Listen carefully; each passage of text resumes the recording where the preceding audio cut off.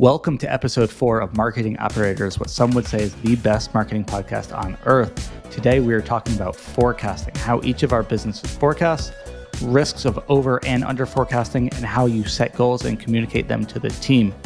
Thank you to our premier sponsor, Motion, Haus, Aftersell, and Richpanel. Hope you guys enjoy this one.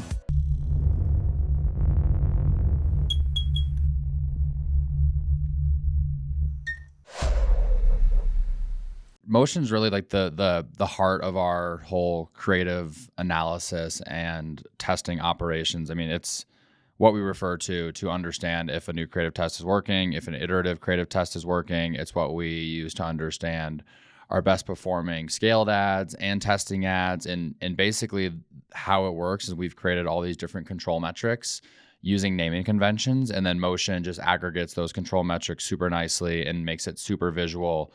So anytime we launch a new creative test, I can have that performance of that creative test pulled up, and then right next to it in that same graph style of formatting, I can have all of the control metrics. So here is a screenshot of what that looks like.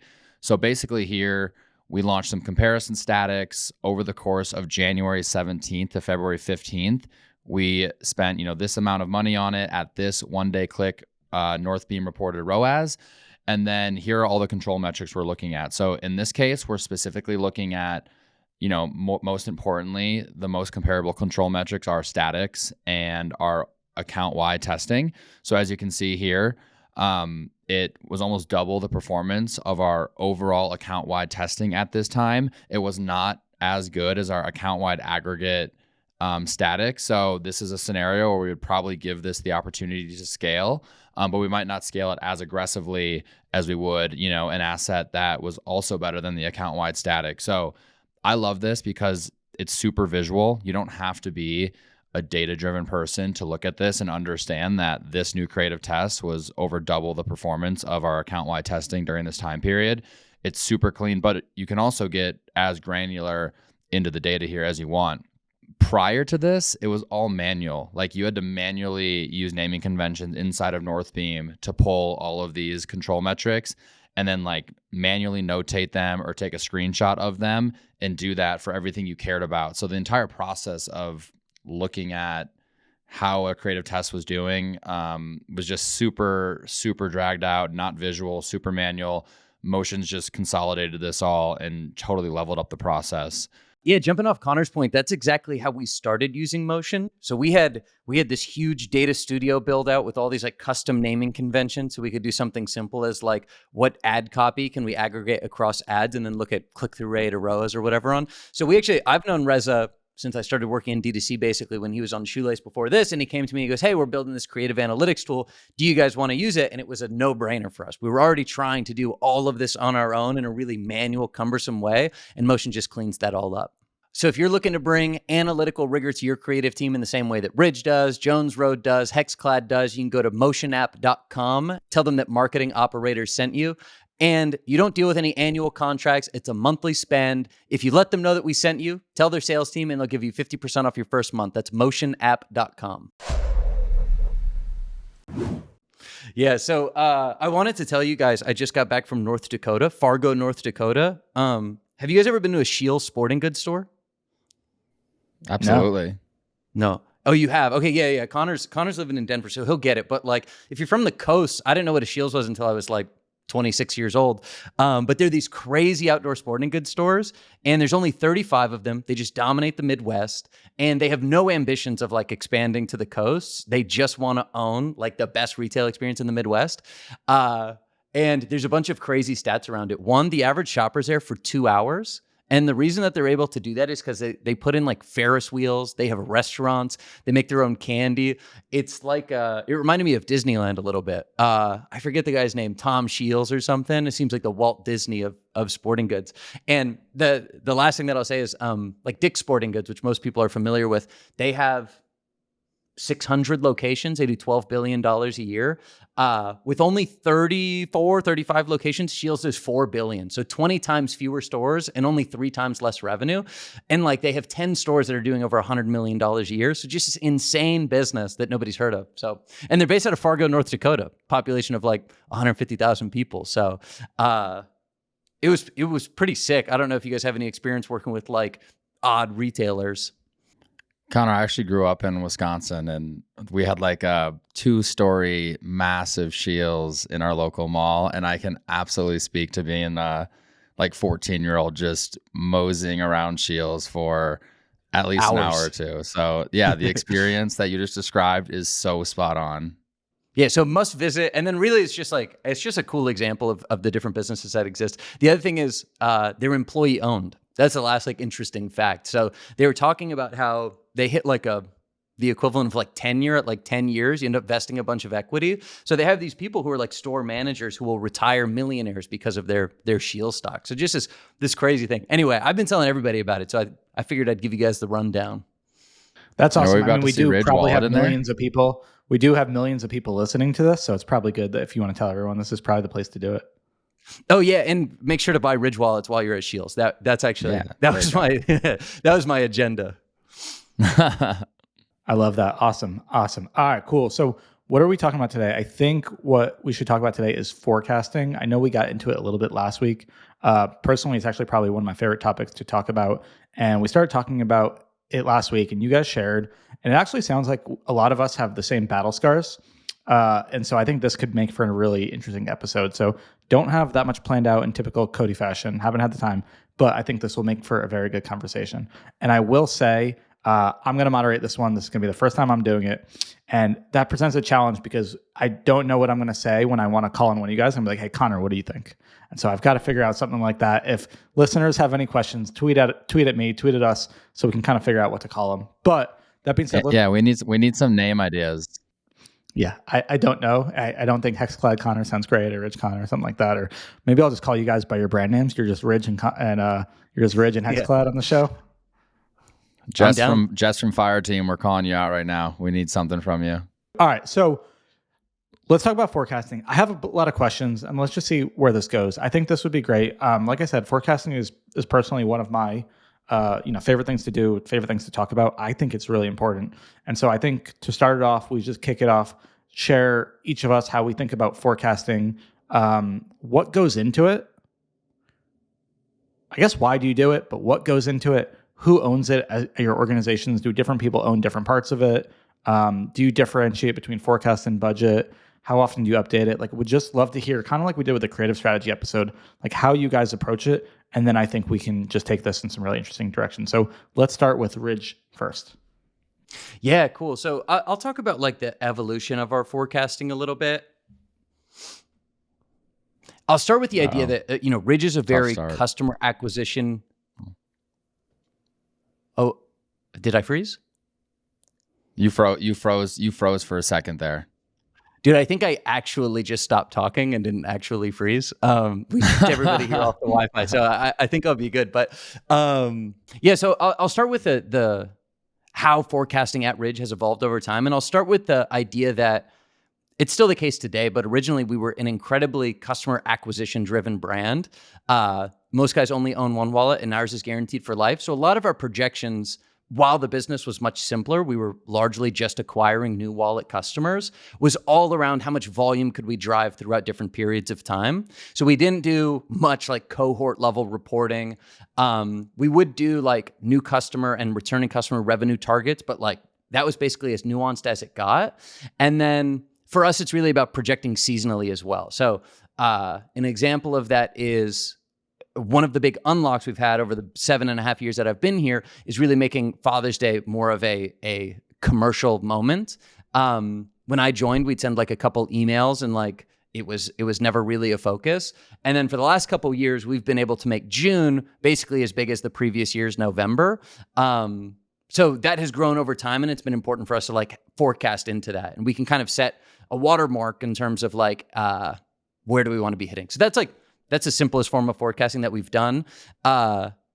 as it's evolved over time, we've done a couple things. One, we've expanded markets and we've expanded categories. So now our forecasts take into account all of those different things. We're looking at what is our wallet targets in the EU, what is our travel target in the US, and then at times we'll also break that out by new and returning customers. So we have a bunch of dimensions we can look at the business on. We ensure that all of those stack up into the top line revenue that we want to hit. And then most importantly, really all comes down to like contribution margin. So we have like, along with revenue and spend targets by category, that's like an implied contribution margin. That's really what we matter. That's what we care about the most because that's ultimately how we're paying employees and running the business. So it's a long-winded take on how our forecasting has evolved over the last 7 years. All right, cool. I got a lot of follow-up questions because I'm very curious to learn. First, who owns it at Ridge, and do different people kind of own different parts of it? Yeah, so it's an iterative process. Like it starts with Sean, our CEO, like sitting down and like we have we'll come into looking at 2025 or 2024 and trying to identify like what areas of opportunity do we have. And we'll begin piecing together kind of from a top-down perspective, what's the total revenue we think we can do? And then how is that made up by market or category? And then I say it's an iterative process because ultimately I get included in that conversation and I say, hey, yeah, I think we have the opportunity to expand channels. So we might be able to grow new customer revenue at a higher rate in Q1 than we're currently projecting. So that's one. And so it's a bit of a conversation. And then from like a product and merchandising standpoint, we can come in and say, hey, we are in, November and December of last year, we're launching travel. We think we can do $1 million in travel in this 60-day period. Let's include that as well. And that's when it becomes a little bit more of like a bottoms-up approach. And we will ultimately just land on numbers that we feel pretty good about. And then again, they're all based off of like ultimately hitting a contribution margin target so that we can hire the people that we want to and everything else. What goes into coming up with the revenue number? Like, are you playing around with different scenarios, kind of using Sean's sensitivity table that we mentioned last episode? Like, are you just coming up with a number saying, hey, this is what we did last year, we think we can go 30% more? Or are you actually like modeling that out based on different spend assumptions? Yeah, so one thing we started doing like 4.5 years ago that's really critical to Ridge's ability to grow is we were looking at the additional contribution margin we would return on like an incremental ROAS. So it's like, hey, if we got a 4x in 2018, if we scale the business 40% at a 3.5x, are we making more money at the end of the day? So that's really the calculus that we're doing at that point, and then whether that's plausible or not. So there's been times in the past where a month can be super efficient for whatever reason from an AMER perspective. And when we look to project that year over year, we might say, hey, we have the ability to grow more aggressively in this period. Maybe that's because of additional marketing spend where we can drive an incremental ROI that's adding dollars to the contribution margin. Or it's because of new products or new markets or something like that. So it really, a lot of our projections are based off of like historical performance and then what opportunities do we have or what was the efficiency of a given period and how does that allow us to better plan for the future? And then how does that turn into goals? Last question before we go over Hex Club, but how do you then take that and the numbers that you've got and communicate them to, for you, marketing team, to Sean, the rest of the teams that you guys need to? Yeah, totally. So we have where I've spent the most time over the last 6 months, basically, as we started planning 2024, is taking, let's just call it US category target. So we want to be doing a certain amount of revenue in rings in February. And I'll give you an example of like how the conversation happened. This was us planning Q1. We had initial goals. Hey, we think we could grow at this rate. And the two areas of opportunity that I saw were, one, we know February is a really important seasonal period for the ring business. We didn't fully realize it last year. So I said, hey, I think we could grow rings at 300% year over year in Q1, basically, to better take advantage of this opportunity. So that was one. And then also, we had originally been projecting a really low EDC growth year over year. So I was like, look, I think we can expand channels. I think we drive new customer revenue in the EDC business. I think rings, we can increase our revenue target because it's a big seasonal moment. So that's an example of the conversation that happened around the forecasting. And then how that ultimately becomes like team goals or budgets. So we have to say, hey, we want to be doing, $1.5 million a month in January and February in rings. What does that mean from a new channel perspective? Are we adding new marketing channels in order to do that? What does it mean from a budget standpoint, I guess at a higher level? And then if we want to spend X amount of dollars, that's important for the search team to take into account. That's important for the social team to then do content planning and concept planning. So they're creating enough content so that we could spend as much as we'd like to across Facebook and other social channels. So it kind of trickles down from there. So yeah, that's an example. And then all of those are just adding up, and then we're tracking all of those on a daily basis, making sure we're trying to hit our goals. And then if not, adjusting from there. So it sounds like largely like your guys' forecast largely driven by you and Sean. So largely CEO and then CMO focused with like inputs from the rest of the team. And then you kind of just divvy up from there. Yes, this is well, the latter half of last year and this year, like merchandising and product strategy have been really beneficial to us, like planning or really beneficial in us hitting our goals or surpassing our goals, just because a new product launch can be so meaningful and really alleviate some of the pressure on channel expansion or scaling an existing channel. So historically, when we were like super new customer acquisition driven, it was all marketing and all kind of like ambition.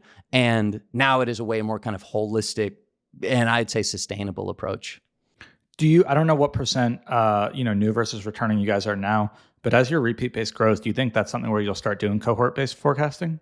Yeah. So we are beating all of our returning customer revenue projections because I mentioned this on our last episode, our ring cohorts are worth so much more than we realized. And we've also been able to scale that business quicker than we expected. That's a perfect example of like, we need to be introducing cohorts so that we can better project returning customer revenue. And it's the same with travel. I also just think it ends up being tricky. We haven't done it yet, just like in terms of in an Excel sheet doing it, it's like kind of a pain. So as the business gets more complex, we're like figuring out the best ways to support that. Well, it's unlikely anything I say is going to be helpful, but hopefully I can share something with how we do the cohort-based forecasting that might actually helpful. But I think that's awesome. I think there's probably a ton of different ways to do it. I think your approach is similar in some ways to us, which I'll get into, probably different in some ways. But I think from like a principle level, we probably like really align on a lot of it. But would love to hear Hexclad how you guys kind of go about forecasting for your business. Yeah, well, first off, it's super interesting to hear, Connor, how your guys' process has evolved over time, because we are like more early on in some of the stages that you just mentioned. Like last year, for example, we were just so focused on cookware and driving all of our growth with cookware that 95% roughly of our revenue was in that category. So we really were just able to focus on dialing in the cookware projections, and like that took care of it. And I'm really excited to hear you, Cody, talk about how you guys approach it with your like more repeat revenue driven business. Cause now we're starting to do that this year where we have plans to build out funnels and drive first time orders on all these new categories. So we're starting to dial in these other like category level goals that then ladder into our overall goal. But overall, we kind of break it down into 3 steps. It really starts with step 1 that you mentioned, Connor, that happens between you and Sean, where you're basically just looking at historical data, historical trends, and trying to land on a yearly number that you think's doable. This is usually led by Jason, our president, and our COO, who before being our COO was really our finance and inventory and forecast lead. So they're basically coming to myself and Cam, our director of paid media, and saying, hey, what do you guys think about this number? Do you think it's practical or not? And we're basically having a very, like you said, Connor, iterative process on dialing in a number that we think is practical. So that's step 1, first and foremost. We start talking about that, before the year even begins, right? This is a conversation we're having in, December, really, as we're starting to see the end of the year play out. Once we have that number dialed in, then we need to break it down into months. So then it's like, okay, we've agreed on this top line revenue number and this efficiency number, which ultimately means we have a spend number in mind. Now, how's that going to play out over the course of 12 months? It's not going to be, 8% and change each month, because that's not how any business works, right? We are taking into account, just seasonal periods, new product drops, big offer promotional periods. And we're basically looking at, historical trends, assuming that there hasn't been that, like last year over year, we're not changing that much in terms of offer periods, but we are changing a good amount in terms of new product drops. We're basically considering all those variables and trying to allocate that top line revenue and that budget accordingly throughout the month. We'll also account for lower MER periods. So we'll have this, this total efficiency goal that we want to hit for the year. But as we go into our monthly breakdowns, we'll say, okay, well, August, September, October, I'm fine running at a lower MER and spending more because we're going to have a more filled funnel and a better MER in the back end of the year. And that's all going to ladder into our total yearly goal. So once we've agreed on that, then we more or less do the same thing for the daily breakdown. Like we really track actuals versus projections on a daily basis to understand how we're pacing throughout a month. So same thing there. Like if we're looking at, April, for example, we'll basically go in and say, hey, are we dropping any new products this month? Hey, are we doing any offer periods this month? Hey, just on an evergreen basis, like what's better for us? Is it, Monday through Thursday or Friday through Sunday?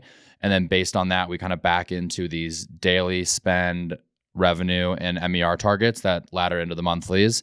And then that's really what we are looking at on a daily and weekly basis. So Cody, to your question of how are you reporting this out? Like how are you connecting the entire team to these goals, which I think is critical. I know some companies like to hide their like revenue and their overall performance. I think it's a really bad idea. I can never imagine being like working at a company and not being directly connected to the performance of that company.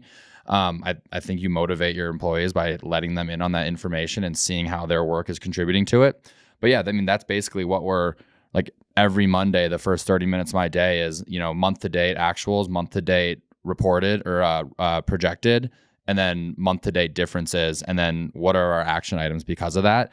And that's, it's like a 3-layer process, but each layer, as you get more and more granular, levels into the next layer, levels into the more, the highest layer, which is just that yearly target. I love that. There's so much that I love there. I think the focus on tracking these numbers against plan, if there's one thing I hate more than anything, it's like having like measurement against like week over week or month over month or something like that. There's so much seasonality and things that can happen. It's useless. It means nothing. Yeah, it's useless. And it removes accountability. You can be like, oh, well, we're down 20% week over week, but we had a launch last week, so of course we're going to be down. And like, I think you can make excuses when you look at it that way. But like you said, if you're tracking it daily against plan or against forecast, then there's so much accountability. Then you're reporting on it. You're like, hey, you might be like as director of growth, hey, Monday we're 10% down on this metric. And then you can go to your director of paid media, or you can go to somebody else and be like, hey, like what levers do we have to play with? And is that something I'd imagine that you do? Absolutely. I mean, that's exactly the conversation I had with our director of paid media this week. Like we're a little bit below our revenue goal, but we've also underspent compared to projection, but we're right at efficiency. So then I went to the day by day, and it became very obvious clearly. It's like, oh, okay, well, prior to the last 3 days, we were actually pacing below efficiency. The last 3 days we were above it, which is why we're month to date at efficiency. So all of a sudden I had an answer for why are we underspending. And then we had an obvious action step to, all right, let's go try to creep up spend and get closer to our projected, because our efficiency is coming up and we want to make some moves towards that revenue target. So yeah, the conversations are they naturally happen from like looking at it that granularly. There's no questions of like, what should we do or what should we not do? It's pretty obvious. I love that.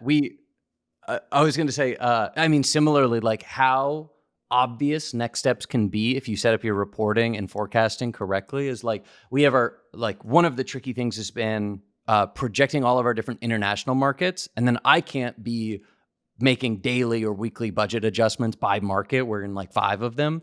So we have it set up where we're tracking top line revenue, spend, therefore efficiency. And then depending on where we're sitting, like the spreadsheet turns green or red. Like it's like, it can be like that clear, which has been like super helpful, and it just helps scale it across the organization. All of a sudden, everybody working on driving revenue internationally like has a little bit more of the context that they need to either make a decision or at the very least start a conversation, which is how I say it, where it's like, if we're behind goal here and we're not hitting, our channel targets within Facebook, like let's have a conversation about how we can get back towards projection. So it's like it's a forcing function, I think, to help the entire organization kind of march in the right direction. Yeah, I really love that. I think that's like probably one of the bigger takeaways I think people should have, because I have seen how powerful that is. It's almost like, imagine you're running like a lead gen business with the sales team. And like, if you're a sales manager, you're leading with your sales reps every week and you've got KPIs, how many calls have we made, how many things like that. And you're just like performance managing them against plan. And I feel like it's very similar in our business, where if you've got these forecasts that you're tracking, you've just got to be able to manage the team and performance manage and be like, hey, how's our spend? Where are we pacing? Let's push here. Let's pull here. And you're always finding that balance between, volume and efficiency, right? Yeah, Absolutely. 100%. We're super excited to talk today about one of our sponsors, Aftersell. All three of us, Jones Road Beauty, Hexclad, and Rich Wallet, are customers of Aftersell. If you're selling on Shopify, you need to find ways to boost your average order value. One of the best ways to do this is cross-selling and upselling, and there are a lot of different ways and places you can do this. One of the best places to do it is right when that conversion is happening, and that is exactly what Aftersell facilitates for you. So what actually is Aftersell? Aftersell is a widget that you install on your website, and on the post-purchase page, right after someone's completed their conversion, they're basically getting this upsell and or cross-sell. It's super seamless. It's one click, and it adds it to the order. They do not have to go through checkout again. It's really just free, not free, but it's incremental revenue that you're getting from someone that's already bought from you. One thing I love about Aftersell is you can decide to optimize it a ton or not at all. Either way, it's going to drive you a ton of incremental revenue. And if you have the team and the bandwidth and you want to optimize it, you can do all sorts of analysis on which products are most likely to be bought with other products, doing those sequential order and market basket analyses. And you can literally build out different funnels, as many as you'd want for different products, depending on what that first ordered product was, and then upsell them super intentionally based on that first order product. So love Aftersell. It's driven 6 figures of incremental revenue for us in a very short period of time. And I highly recommend it. If you want to check them out, head over to aftersell.com. So I have a quick one. We've all talked about like new product launches being baked into monthly projections, and then we talk about the daily projections. Do you guys add revenue targets on days of launches? Like, is it that granular? We're not right now. And we've played around with this. Like the example we've played around with was, should we get super granular with like the Monday through Sunday projections? So naturally for us, and I think it's a lot the same with a lot of e-com businesses, Monday, Tuesday, Wednesday are the slowest days of the week. And then always Thursday, Friday, Saturday, Sunday, with peaks on Saturday and Sunday being the best days of the week. At the end of the day, I'm not going to go in and make a ton of crazy decisions based on 1 to 3 days of missing projection. What I will make decisions off of is 7 days of missing projections or half a month of missing our projections. So we've kind of decided that we don't need to get more granular than those 7-day windows. Like as long as those individual days add together to equal what we're projecting for that 7 days, that's fine. I don't really need to see Wednesday and Saturdays having huge deltas. Like I understand that. All of our media buyers understand that. Our director of paid media understands that. So that 7-day window is ultimately what we've decided to like make the lowest level of granularity, I guess. And that was after doing it the other way around. And all of a sudden I just realized our director of paid media was spending way too much time trying to like be super exact with Wednesday versus Sunday. And I'm like, you don't need to be spending your time doing that. You have a lot more high priority things to be doing. So, and kind of the same thing with product drops. Like we'll bake it into like a 7 to 14 day window within that projection. So I do. And I don't think that there's anything right or wrong. I think I think you guys probably have more sophistication in areas where we don't, which I'll share in a minute, but we do. Once I get a monthly number and create a monthly number, we essentially have this spreadsheet where we have like a monthly tab by day. And first I'll put the total, right? And let's say it's just kind of make up a number. Let's say it's $1 million, right? Then I'll figure out what would we have to average every day to hit that. Somebody on my team will input like a note for any launches and things like that. And I'm not going to say we applied that much statistical rigor, but I will increase those days. Usually like today, we actually had a launch today. We'll probably double what we did yesterday. And so I've got to make adjustments for them because we're probably double in MER and double in revenue, on a launch day compared to the day before, because we also usually tease. So I do. The cool thing is the way that we forecast the spreadsheet we have, I have an identical one to 2023. So I can just open that up anytime and say, hey, like April, how did we do? What days did we have launches? How much higher were those on a normal day? And I think I've gotten probably more granular with it over time, where in the past, we used to just keep it every day the same, but we've noticed, especially doing like more manual bids, like weekends are much higher than us. Then Mondays are low. So now I am taking the time. It's just there's a lot of work like first of the month, kind of doing a little bit of that, but I think it makes sense at least for us to do. And then also like if you take a month like November, or if you take a month like Memorial Day and you're doing a big thing, well, say your MER target is a 5 for the end of the month. Like you probably don't want to run at a 5 the whole month. You probably want to run at like a 3.5 for the first half of the month, build that funnel. And so those are things I like to do. I almost think it's like running a marathon, and I've never done that, but I would imagine you want to have like a plan for pacing, and you don't want to have the same time for every mile. And you might want to start slower and then ramp up harder or do something like that. And so when we are at a 3.5 MER, like I have a lot of confidence pushing spend at those levels, even though it's not the efficiency we want, because I know it's according to the plan. I know that that's like the plan that we have on paper, and I have a little bit more confidence sticking to that because, that was how we drew it out on paper. Yeah. So we do, we have two projections, and there's linear projections that we have. So for certain things like category, we don't have daily projections. If I'm looking at like our travel revenue goal month to date, that's based on linear. And that's like, to your point, it's just kind of like a straight linear line up through the month. But then for like new customer revenue for the EDC business, we'll use last year's daily spend and revenue to create daily spend and revenue projections.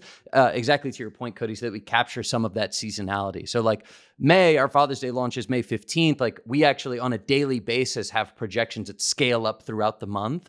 And it just like, it helps directionally. But the reason I asked if you guys are adding in the daily product launches and things like that is like, there still ends up being a ton of caveats. You have like a really good email last year that's all of a sudden baked into your revenue target this year, and that's difficult to adjust for. So I was curious how you guys did it.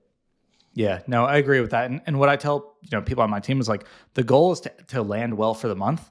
You don't have to hit every week, right? If you break it down into 4 weeks, like you can have a bad week, maybe even 2 weeks and hit it. But you don't have to be great every week. But you can't have 3 bad weeks and have a good month. And then same with the day, like. One bad day is fine. You miss it, that's fine. 2 bad days was a pattern. You should pay attention. It's very hard to have 3 or 4 bad days in a week and hit your target for the week. So you don't want to make changes too much, I don't think. Like how often would you guys say you are adjusting and reacting to, this pacing in terms of adjusting budgets, your mix and everything?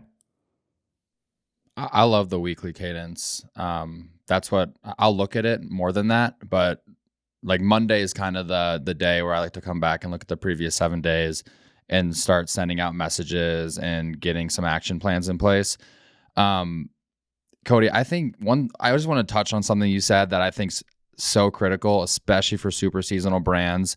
The expectation setting for different parts of the same month is, especially for like a November, is so critical. Like we are an incredibly seasonal brand. We'll do not quite half of our revenue in like a 2-month window at the end of the year. And then within November, probably, 85% of the revenue is coming from the day we launch our sale to the day we end it.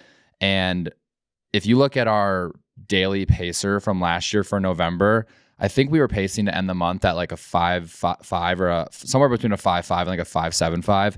From November 1 through November 13, we were projected to be at like a 2.1. And if we didn't have that, I think this is like when we started our group chat. I remember you telling us that, and I was like, "Wow, you're pushing it." Yeah, it's crazy. It's crazy, and we nailed our November last year. But if we didn't have that, I guarantee you, we would have hit November 10th. Jason would have been calling me, being like, "What the hell's going on? Performance sucks." Like, and I would have been like, "Actually," and that exact scenario sort of happened. And I actually said, we're actually pacing above what I thought we would be at right now. I was like, what are you talking about? You're crazy. And then November sale launched and everything was fine. But that expectation setting was critical. We would have made really, really bad decisions and probably missed our goals by a long shot if we didn't have that in mind, because then we would have scaled back and then our funnel wouldn't have been as full and all the downstream effects of that. So I love that point. You got to have the daily breakdowns, especially during a November, December, or a big seasonal period. I love that so much. You're making me so happy with that. I couldn't agree more. First of all, I love that that's the cub teaching the old man a lesson. Yeah, I love that. But no, I agree. I couldn't agree more. I've got the same exact experience. It's the best way to not have cold feet. Cody, can I ask you how you guys approach? Because you have a very different business than Ridge and Hexclad in terms of first time versus returning customer breakdown. So I'm curious, and just product cohorts, and I'm just I would imagine it's somewhat different than what we just described. So I'm curious if there's any different, like major differences that you could share about your approach. For sure, would love to. So we do cohort-based forecasting. I don't want to pretend like I made it up because I didn't. Learned a lot from CTC guys. Even hired them for a project. Like Lightspeed model. There's like a bunch of really good resources out there. But we do. So we start. I like to think about like inputs versus outputs. We start with cohorts, and so cohorts are essentially groups of customers that you acquire in a given month.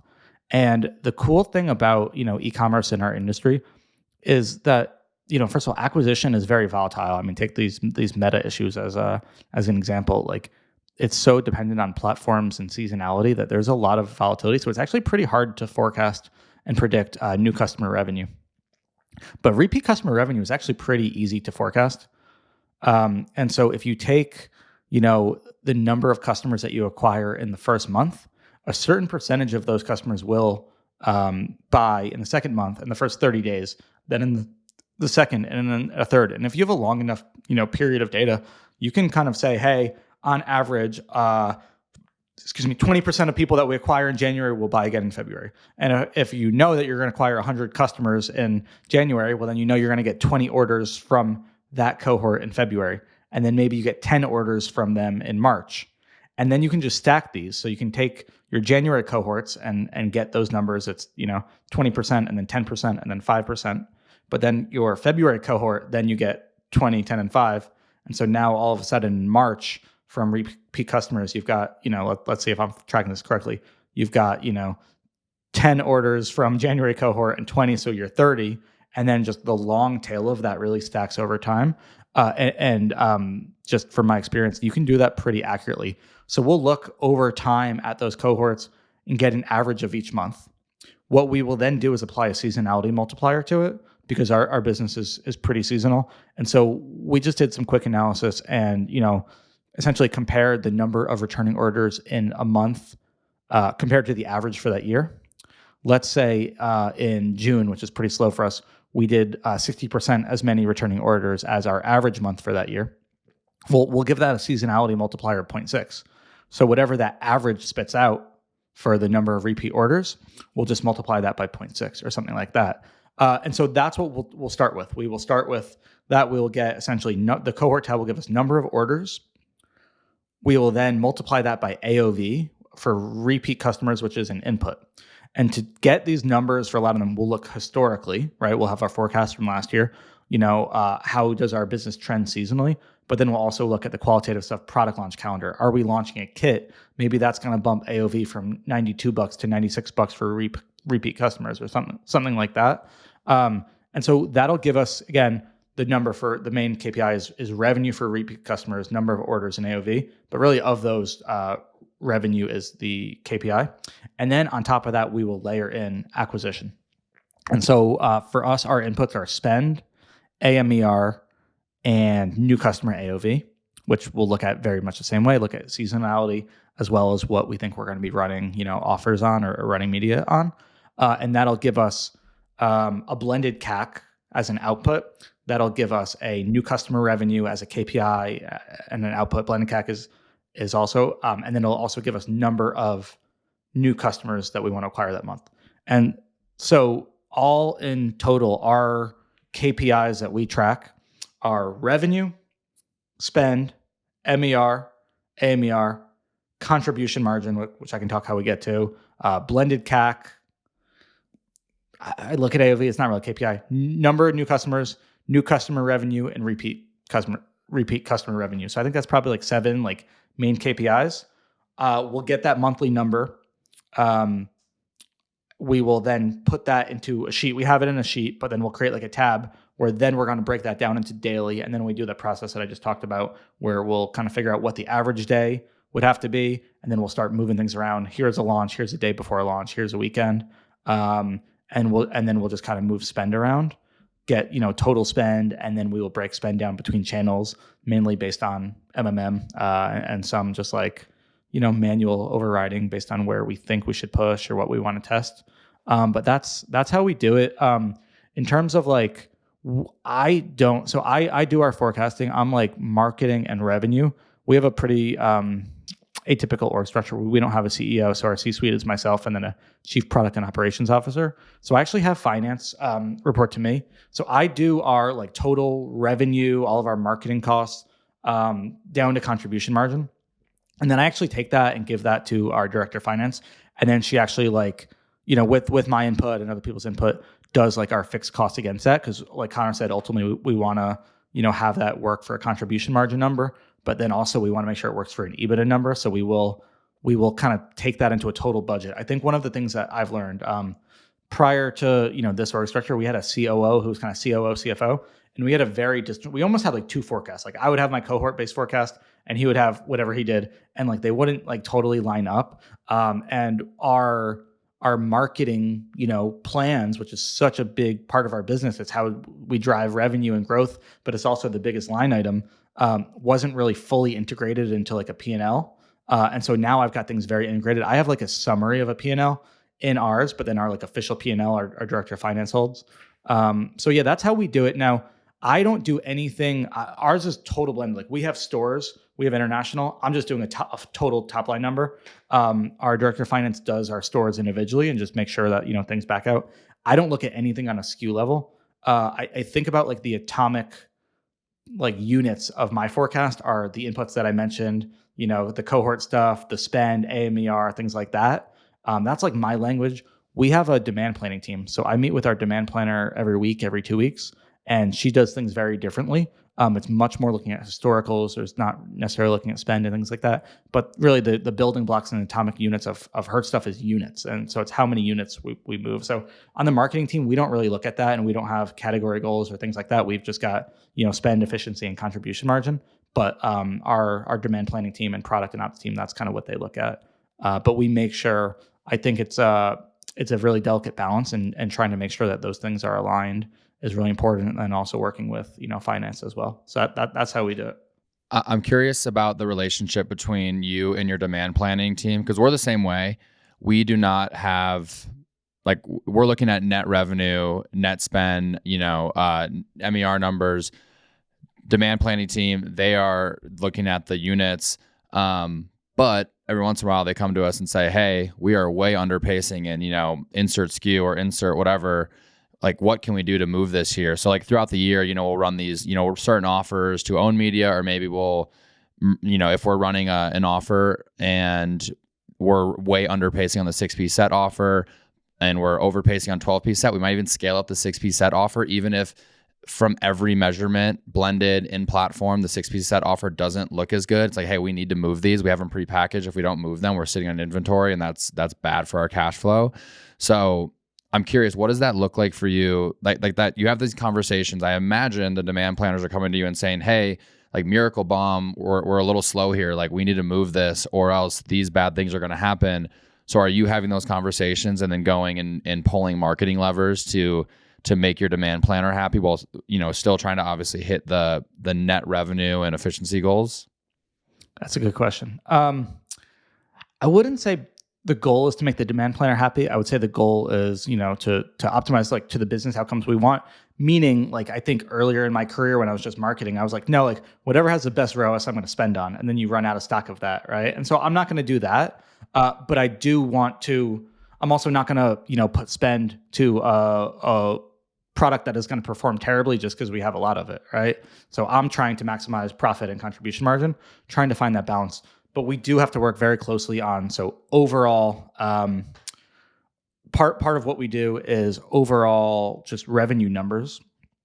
We've decided we're in a pretty fortunate cash flow position. We want to have a pretty significant delta between our revenue forecast and our demand plan, because we are okay eating up a little bit of cash, holding on to extra inventory in the case that we pop off, go viral again, or TV just takes off. And so especially on evergreen SKUs, like if you think about the risk associated with overbuying on an evergreen SKU, it could expire. Our stuff has a very long shelf life. It eats up cash, so you have to do a cash flow forecast, which our director of finance will do. And then, if you have a seasonal thing, you don't want to over order. So if we have a holiday thing, and so as long as you can kind of rule those out, we're happy to do it. So that's number one. And we will run multiple scenarios just to do that. So we do keep, checks and balances there. But then definitely, on individual SKUs and things like that, when we launch like a kit or a bundle and it's a limited edition thing, like we have to work very closely together to make sure that like we don't want to overspend and then be out of stock in 2 weeks and like miss out on contribution margin. Like why would so we definitely do that, and we work pretty closely together to make sure that's in line and aligned. And then we will slightly merchandise our ad account. Like I'm a big fan of consolidation in an ad account, but I think where that fails is when you do have different business constraints and inventory levels. So yeah, we absolutely will. And to a degree, we will increase or decrease spend. I probably won't increase on a worst performing thing just because they want me to, but I will absolutely decrease spend on something that's performing well because I know that's better for the business. So that's where we work pretty closely together. Super interesting. So next, we're going to talk about two things: customer service and artificial intelligence. Our next sponsor, Richpanel, is a platform that combines the best of AI and humans to respond faster, manage all channels, and scale your customer service. They do this in a number of different ways, but their ultimate goal is for you to get every agent responding as if they're your best agent. First, my favorite part, which actually isn't AI related, is better self-serve tools so that your customers and prospects can find the information they need without ever submitting a ticket. But when they do submit a ticket, they have artificial intelligence that learn from your previous interactions. So it's not a chat GPT wrapper that's just going to rattle off whatever it thinks is the best way to respond to a customer. It's actually going to understand what are historical interactions you've had to recommend and automate the responses to customers submitting new tickets, as well as new ways to augment your current agents so that they can respond more efficiently and empathetically. If you're interested in Richpanel and bringing AI to your customer service teams, visit richpanel.com. I was going to ask the same question. I think we're all on a similar page here. I do think, because we're facing the same sort of like issues now. We went from being a business that essentially only had core SKUs. For the first 5 years I was here, we were selling black gunmetal and carbon fiber wallets. We loaded up on inventory. We have great margins, had to worry less about cash flow, and we were like unconstrained when it came to scaling marketing. But as we've developed new products, we're like making these commitments from an inventory standpoint around certain colors, and sometimes they're total hits and we end up having to pull back spend because it's performing so well and we want to maximize contribution margin by being as efficient as possible. Or the flip side is we get stuck with a bunch of it, and then I'm going to my team and being like, hey, we need to go back to the drawing board and try to like unlock some value here. And it's a mix of the two. Like I do hate being like, screw it, turn off the ads, we're giving up, we're going to sit on this inventory for the next like 2.5 years or whatever. But there's only so much you can do, I think, from a marketing standpoint if you just have a product that's not connecting. So we're facing all those issues. And as we're going through it, it's like more and more complex. We're talking about revenue projections at the category level, the market level, the top line level. Like how does that become budgets? Now, all of a sudden, we're also worried about how are we allocating budget to a new colorway or a colorway from last season that we're sitting on a ton of inventory for. And I really go back to like, I don't think it's a coincidence. A lot of the biggest successes in D2C are like relatively simple businesses from a SKU standpoint. You hear this all the time where one of the best things you can do to scale is just have a simple business. You look at like Athletic Greens gets incredibly good at selling the one thing. They can project it well. They can order it well. They know it's their evergreen SKU, so they can sell it. So I think that's really interesting. And like, I'm sure if you're a fashion company, you obviously don't have that luxury. But it's just interesting to see how the different makeups of e-com brands end up having to get treated differently from a cash flow standpoint or budget or projection standpoint. Yeah, and I feel like that's also probably interesting for you guys. Because like for us, and this would be an interesting conversation one day, like we really only spend on like what we call our hero products. So it's like Miracle Balm, foundation, and like face pencil, like our more differentiated things. And then like the rest of our line, it's really own channels, retention, social, and things like that. But I feel like Ridge, a lot of what you guys have come out with is very, you're still very acquisition oriented. And I think you guys are coming out with things that are, really, really smart, but you're coming out with things that that you can acquire new customers on. So I would imagine, have to, think about how much you're allocating spend between different like categories in your account. Is that something you guys do a lot? Yeah, that's a huge thing.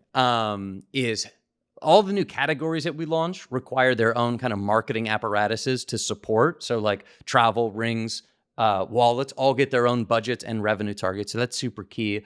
Within the EDC business, I'll say two things. One, we did 9 figures just in wallet sales last year. So that business is relatively mature. Like I said, it's super new customer acquisition oriented. So I say two things. One, the best thing that we can do is inject newness. It makes marketing so much easier when we've got a new color or material, and it's like we get some static ads up and they just like rip for a couple weeks. It's like the best. But at the same time, like what I've been emphasizing this year in particular is, this comes back to like performance creative, but what are we doing to try to create like either artificial newness or just like what is the basic blocking and tackling? What does it take to sell a royal black or gunmetal wallet today? Which is just way different when we're trying to acquire our 4 millionth customer versus our 1 millionth customer. So those are the two ways we're approaching it. One, ball is in marketing's court to sell the core line in our 11th, 12th, 13th year or whatever. And then we've really benefited quite a bit from a product and merchandising standpoint, injecting newness, which is much easier to find wins in. And also, we found it more reliable thus far. Now, I have a few questions. So last week when we were talking about this and we decided to do a forecasting, you guys both shared something that I really appreciated, because I feel like we have a lot of the same battle scars. It sounds like both of you guys have experience with your companies setting forecasts very high and very lofty, and then not being able to hit those. And obviously, we all have very successful growing businesses. But I'd love to hear kind of from you guys, like what you've learned in terms of, under forecasting, over forecasting, how you think about it, and like the pros and cons of each, or the risks of each of them. Because there are, from my perspective, pros and cons to each side. Under forecasting can actually be pretty negative as well. And can be detrimental, but over forecasting can also suck as well and not hitting them. So how do you guys think about it? What have you learned? Like, do you guys have any good stories, and how do you try to do it today? Yeah. So a good example. So last year we came into Q4 and we had some very, very lofty projections for November, December, which ultimately we did not hit. We had a great year that everyone was super happy with, but we were looking at the the traffic numbers, and we were looking like year over year at our funnel size that year versus the previous year. And then also in that context, seeing, okay, well, here's how much website traffic we had last year, and here's the percentage growth of that year over year. And then here's what we did in November of December of 2022. And then we were looking at year to date traffic and that percentage. I'm like, all right, well, based on our year-to-date growth and our traffic numbers, like I think this might be possible. And we had, some consultants involved that were, maybe not giving the best advice.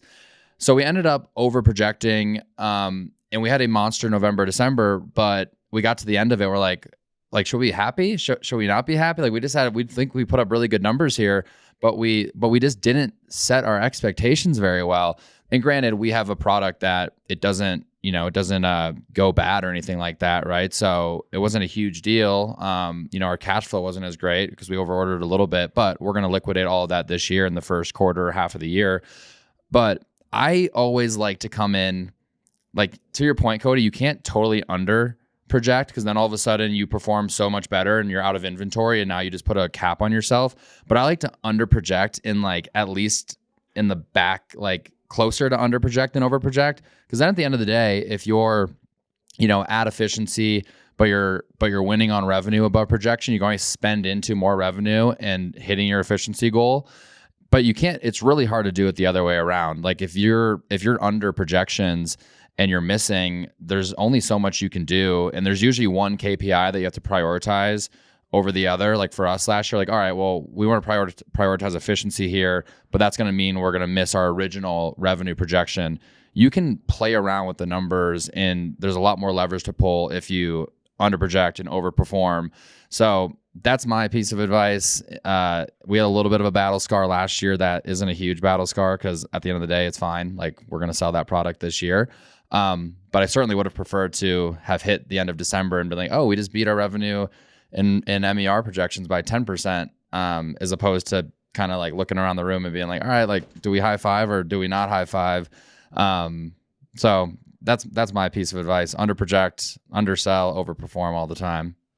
Yeah, I agree with that. What we talked about last week, to expand on that a little bit further, for us, it was 2022. So D2C's ripping 2021, valuations at all-time high. We come off like a $75 million year, and we projected like our biggest growth ever in the company. I think we projected that year like 140 or something. We were going to grow like 100% off of the biggest number we'd ever done.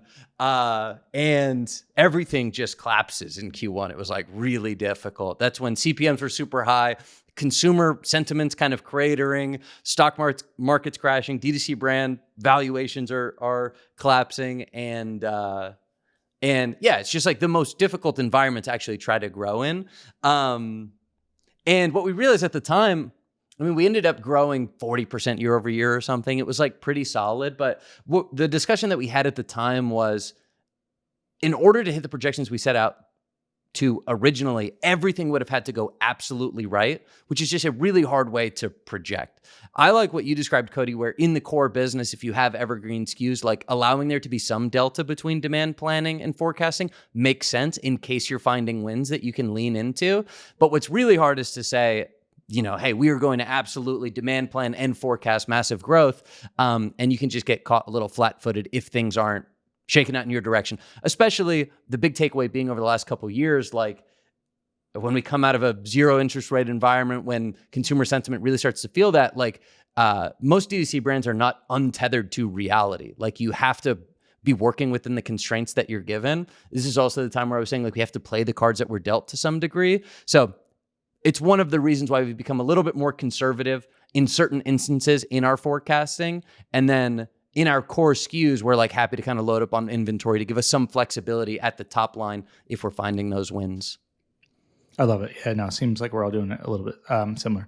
Yeah, same thing. So us last year, again, like I said, not to try to blame anybody else, but we had somebody else in the position who was kind of responsible for overall budget and forecast. And the number that was presented to the board was wild. I think it was like, 100% growth off the previous year, and we had our first 9-figure year last year. Super profitable, grew, I think 70%. Technically we missed forecast by whatever 30%. And like you said, Connor, at Hex, like that's a shitty position to be in. Like you're kind of like, should we be happy not? So, the first thing I kind of did when I kind of really took over of this forecasting process, I was like, hey guys, we're going to adjust it. Like, I don't care what we presented, earlier. Like this is actually what I think is going to happen. And we revised it down quite a bit. And I am personally a big fan of beating forecasts. And so I think I saw that. And by the way, I did believe it at first, that I was like, oh, like, yeah, we're growing so fast, we're going to do that. But like you said, you guys, what stuck with me last week, you're like, everything had to go right. That's like a 95th percentile forecast. And I don't think so. And so now I like to kind of forecast like a 50th percentile. Like if I have to bet and I have to give this to the board and say, I think this is what's going to happen, like I want to be pretty confident that it's going to happen. But now what we do is we keep our overall forecast, but we have a few different scenarios. Do you guys do like scenario plan and have like multiple different ones that you work on or present or not? We have two kinds, right? Like there's multiple scenarios in which you can hit your contribution margin target and ultimately your EBITDA target. So like there's like a scale there. And then we also have multiple contribution margin targets, which will be related to different revenue targets as well. So that's actually when it is things are going better or worse than expected and we have to adjust our bottom line targets. And then how do we plan from there? So those are kind of the couple dials that we'll be able to play with throughout the year. Nice. Yeah, I really like that. Yeah. All of us are Haus customers and very big fans. In fact, I've actually been told I talk about Haus more than my own daughter. So what is Haus? Haus is a marketing science and experimentation platform that enables you to measure true incrementality and allocate budget efficiently to maximize growth and profitability. Haus allows you to comprehensively measure your marketing across all channels to measure the true incremental impact of all of your channels on retail, Amazon, DTC, etc. Haus allows you to design and launch experiments in minutes and get results in as little as 2 weeks. So we are all actual customers of Haus. We all use it. I actually got both Connors onto it. I was just such a big fan and I just couldn't help but share some of the tests that we were running. And I thought it was super cool. And I knew we had a group chat going and I knew that both of these guys were spending on a lot of different, channels and platforms. And we were all looking at things similarly, but really looking to kind of take a step up. So yeah, if it's good enough for me to sell these guys on it, I think it's good enough for you guys to try out. As you can tell, we could do a whole episode about Haus, and we probably will at some point, but this is just the ad read. So if you want to add marketing rigor to your organization and make the most impact with your spend, go to haus.io/operators. That's haus.io/operators to learn more. So we'll have like a lower one. It's like, it's, you know, it's less growth. So we're just probably factoring a little bit less efficiency. So we can't spend into that as hard. And then we'll have like a higher growth. And at times we'll actually run a third. Like right now we've got like if meta bug issues persist, here's kind of like a lower growth, lower scenario. Here's like our 50th percentile. That's like kind of what we've been communicating. And then like, here is a higher one. And that higher one, we want it to align with our demand plan, because then we want to be able to show the board, like, here's what we have inventory to do. We don't know if we're going to sell all that, but like, that's the most number we could even possibly do. Here's what we think is going to happen. Here's like an oh shit scenario. And we'll go as far as like, yeah, we'll look at contribution margin, but we'll actually, budget out fixed costs against that. The biggest one being personnel. Like, I think we're planning to add in like our normal scenario, probably like 35 heads this year. We cut 8 of them out of our lower scenario. We're just like, hey, we're not growing that fast. Like, we can't justify these. And so as we just progress throughout the year, we'll just make decisions on recruitment and hiring based on, how we're pacing. So I like that. The way we do it is we present both those to the board, but one of them is like official and it's like locked. That's like the mid scenario. And I will never communicate like the high scenario to our team. I would much rather, my preference, I don't think that we have to like motivate people. I don't find it that motivating by setting a really high number that everything has to go right. We don't, bonus based on that and things like that. So I would rather set a more realistic number. I am personally not the type to get complacent. I'm not going to like slow down if we don't, you know what I mean? So I don't find it's this like motivating tactic. I find people are more motivated by hitting the forecast, and I think that's better for morale. What have you guys found there? 100%. Yeah, people want to hit their goals. People don't want to get to the end of the month and be like, "Oh, you missed your revenue target by 15%." Like, slap on the wrist. No, that's a bummer. But I don't like that way to motivate either, Cody. I have a question on that one, because like I have difficulty holding anybody really responsible for a revenue target, aside from maybe myself, where I'm like I don't know. I have the higher projection in our reporting currently, so we're like 15% below that. Maybe not great for morale. There's definitely like some urgency, like, so we get that upside. And then at the end of the day, it's not as if, the search marketing team failed because we missed revenue by 10%. Ultimately, it is like a super collective effort, and that's a conversation we have internally. But I think it all depends. You can't do that every single month. We've maybe been in that period for the last 6 to 8 weeks, which I think can be important as we like right the ship. But I don't think I'd leave it at these like unhittable targets forever.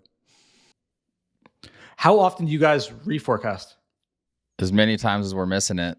Like we were nailing it for January, February, and then consistently in March, we were coming in like week over week under. So we reworked it. And so far in April, we're a little bit under. We're not too far off. So we're going to see if we can make some progress towards it. But if I get to next Monday and we're still coming off, we'll probably rework it again. I think I used to have this idea in my head that like once the forecast is set, it's set, and there's nothing you can do about it. In reality, that's not the truth. I mean, you have to be, you have to give yourself realistic goals to hit and your team realistic goals to hit. So you're actually doing yourself a disservice, I think, if you are sticking with the same forecast you set in Q1 in Q2 and Q3, you've been consistently missing it.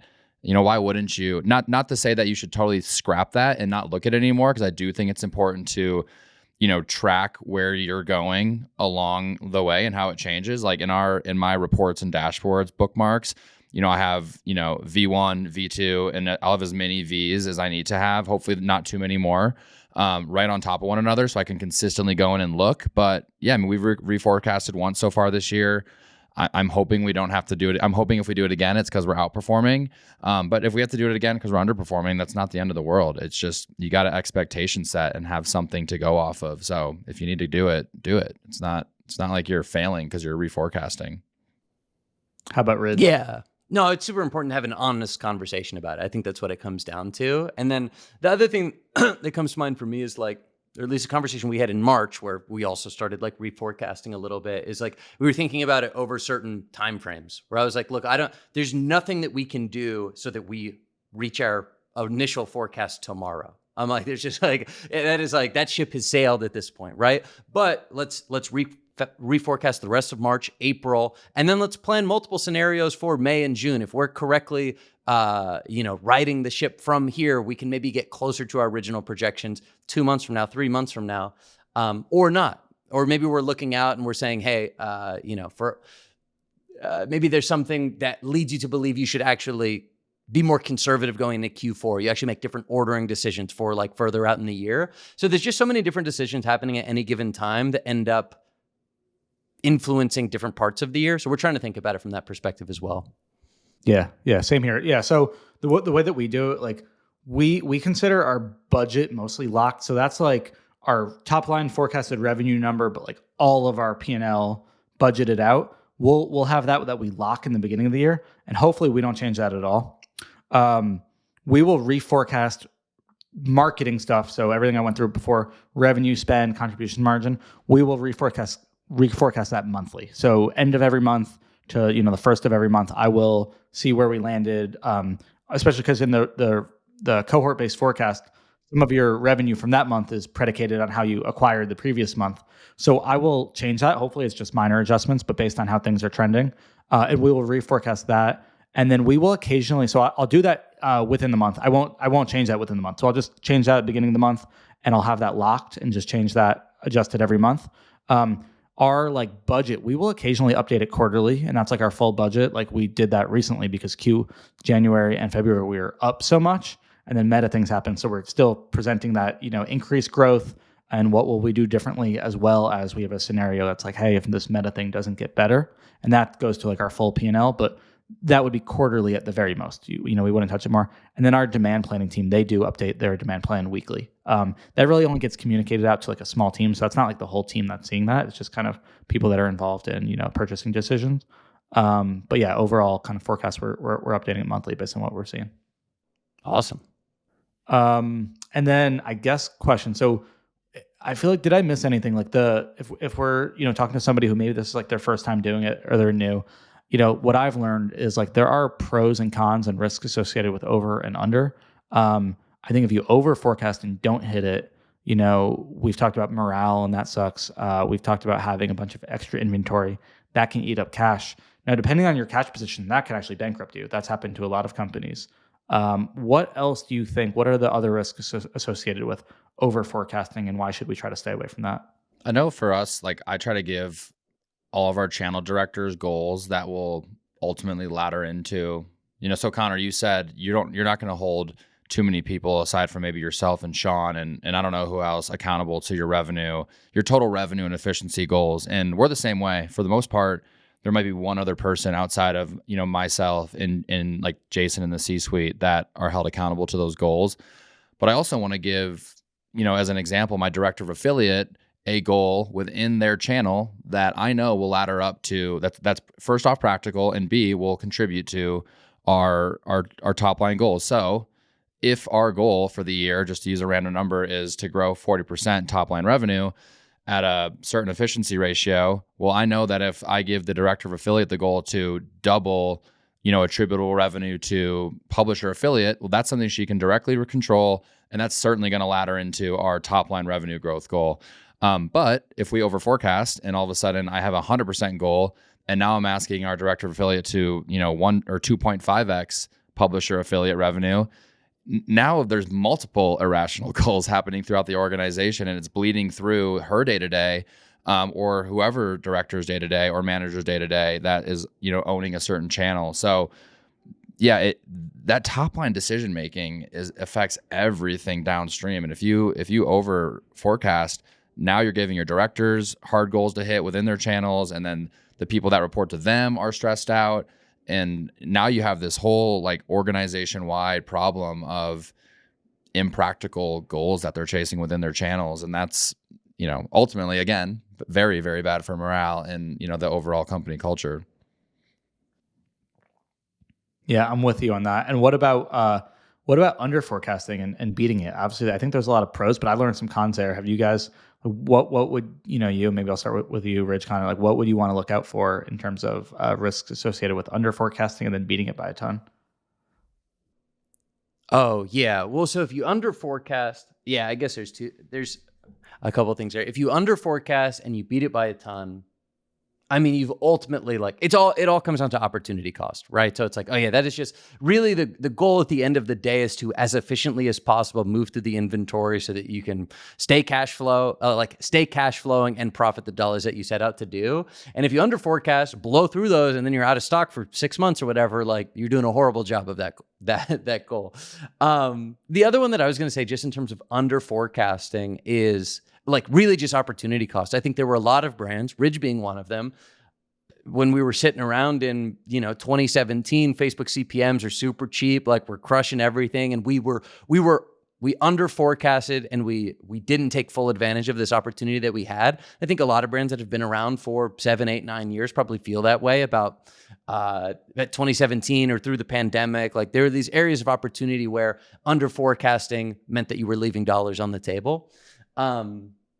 And that's why this is not quite what you're asking, but like one of the big takeaways for Ridge, which I mentioned earlier, but I think is like a really key concept for marketers and ultimately business owners to understand, is this idea of like making additional contribution margin at diminishing returns. Too many people say, hey, I want a 3x MER on my business, when in reality, you can have a 1.8x on your business if you're doing, if you're 20 times the size or whatever. And people should really understand those breaking points and what dollars are you making at each incremental return. So all of that is related to forecasting, understanding the economics of the business, and then just making sure you're taking advantage of the opportunities that you're given. Couldn't agree more. That diminishing return stuff is super important. And that's definitely a part of it, especially when like we talked about like Sean's sensitivity table that we used last week. As we come and kind of look at our monthly stuff, that's a big thing that we do. And you can see like, hey, as I spend more, like, yeah, I'm making more revenue, but what's that doing to contribution margin and where's like the sweet spot? But the other thing I learned, right, like one of the variable costs, obviously, everyone thinks about inventory if you're under forecast and beat it. Customer service is a very painful lesson I learned, that we significantly under forecasted. Maybe we significantly beat projections in November, December into January, and we had an embarrassingly long average response time. We were just overloaded, and I'll take full responsibility for that. But we just weren't forecasting, and we weren't forecasting the needs there nearly enough. But also, like, that was another thing. It's like, hey, you've got to be prepared for this and at least have a scenario. So now we are forecasting that and trying to have those scenarios where if stuff pops off, like we know that we at least have the resources that we can pull to meet those needs, because that's a more or less, like, that's a variable cost as well. I mean, totally. And nothing's guaranteed in this space. I mean, I think all three of us here have seen it, and probably most of the listeners have seen it. I mean, we've been through the 2020 election, the Apple update stuff, this more recent Meta bug. Just because your blended CAC is $10 today and your Facebook CAC is $20 today, that is not guaranteed tomorrow, 6 months from now, a year from now. And this is kind of what you were saying, Connor, about your Q1 2020 experience. Like, you got to get it while the getting's good. And if you leave revenue and ultimately contribution margin dollars on the table, this month or this year, there's, it's not like, oh, we'll get them next year. I mean, hopefully that's the case, but these channels change, and that may not be the case. I mean, I've worked on plenty of brands where year over year, their efficiency, skyrocketed, and all of a sudden these channels didn't work for them anymore because of variables that they really couldn't control. And that's a serious risk if you under forecast and you sell out of all your inventory. Yeah, no, I hear you. Listen, I think this was a really good one. It is late here on the East Coast, so unless you guys have anything else, we should probably call it. But I think this is a good one. We've all got some battle scars. It's cool to hear, what we do differently, and then I also think what we do the same. And I would probably urge people to like take that away from this, like what we're doing the same, how we're communicating, how we're all setting and tracking our performance against forecast, and then making decisions on them. So I love this one. I think it's great, and had a good time chatting about it. We owed you one for a whole episode on retention, Cody. So glad we could make it up to you. I think I fell asleep during that one. All right, that's episode 4. Hope you guys enjoyed this one, all about forecasting. If you liked it, please leave a comment on YouTube or hit us up on Twitter. Give us any feedback that you have.